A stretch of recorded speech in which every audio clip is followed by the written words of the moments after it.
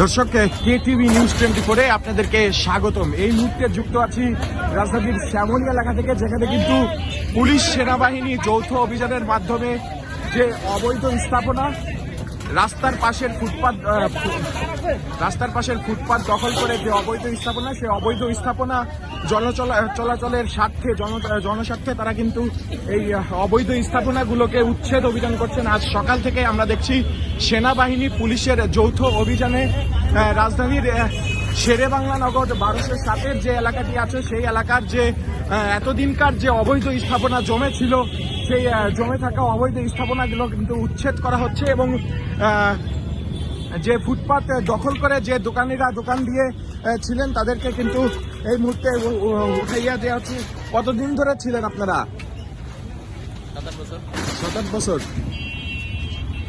দর্শক, দীর্ঘ গত 7 থেকে 8 বছর ধরে তারা কিন্তু এই ফুটপাতটি, জনসাধারণের চলাচলের ফুটপাতটি দখল করে তারা যে অবৈধ স্থাপনা করে দোকানদারি করছিলেন, সেই অবৈধ স্থাপনার উচ্ছেদ অভিযান থেকে আপনাদেরকে সরাসরি যুক্ত হয়েছি এবং আপনাদের সঙ্গে দেখানোর চেষ্টা করছি পুলিশ এবং সেনাবাহিনী বাংলাদেশ শিশু হসপিটালের সামনের যে রাস্তাটি আছে, রাস্তার পাশের যে অবৈধ স্থাপনাগুলো আছেন সেটি কিন্তু ঘুরিয়ে দিচ্ছেন এবং উন্মুক্ত করছেন, দখলমুক্ত করছেন রাজধানীর ফুটপাত।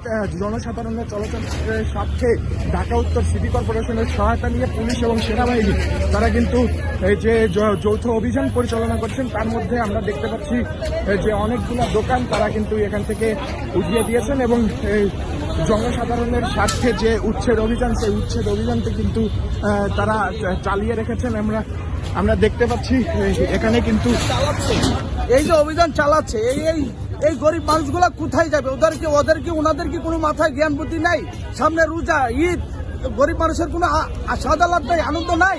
কেন ওনারা এইভাবে উচ্ছেদ করতেছে? হুট করে কথা নাই, বাতা নাই, আইসা হামতাম করে উঠাই দেবে। এটার কোনো দেশে কি কোনো আইন নাই? আপনারা কেন মিডিয়ারে বলেন না? কেন আপনারা সচেতন হন না? কেন দেশের নাগরিক হিসেবে একটা সচেতন হন আপনারা? এইভাবে কেন উচ্ছৃঙ্খল করবে একটা মানুষ? এখানে এক একটা পরিবারে না কোনো নিয়ম নীতি নাই।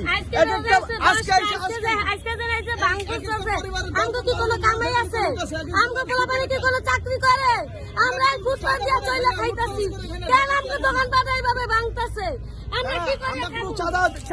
চাঁদা নেই না, লুটতরাজ করি না, ডাকাতি করি না, ফুটপাতে যা সরকারি জায়গায় দোকান করে খাই, এই উচ্ছেদ করে দিতে চাকরি করে আমরা ফুটপাতে ব্যবসা করে খাইতাছি।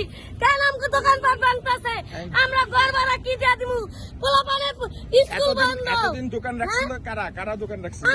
আমরা দোকান, আমরা ফুটপাতে ব্যবসা করে খাইতাছি। কোনো চাঁদা দেই না, আমরা কোনো চাঁদা দেই না। ওই না আমাকে দোকানপাট ভাঙতে, আমাকে পোলাপানে স্কুল বন্ধ, কোচিংয়ের বেতন আমরা কিভাবে দিব? বাসা ভাড়া কিভাবে দিব? আমি ছাত্র, আমি স্টুডেন্ট, আমি এখানে দোকানদারি করি, আমি পড়াশোনা চালাই, সবকিছু করি। তারপর যদি এই ঝামেলাটা করছে, আমার পড়াশোনা কিভাবে চলবো? আমি কিভাবে খাবো বা কিভাবে টিকে থাকবো? সরকার যদি এরকম করে তাহলে আপনাদেরকে আগে থেকে কোনো আলটিমেটাম দিয়েছিল এই দোকান সরানোর কথা আগে থেকে বলছিল? না, এরকম কোনো বলা হয়নি, কোনো কিছু করে না। 2টা পোলাপান পড়ালেখা করাইতাছি।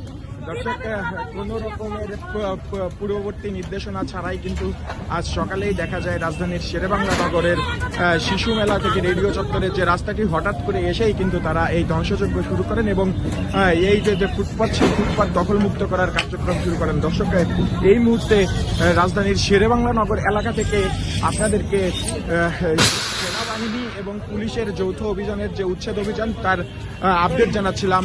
Sujoy Majumdar, KTV news 24, Dhaka.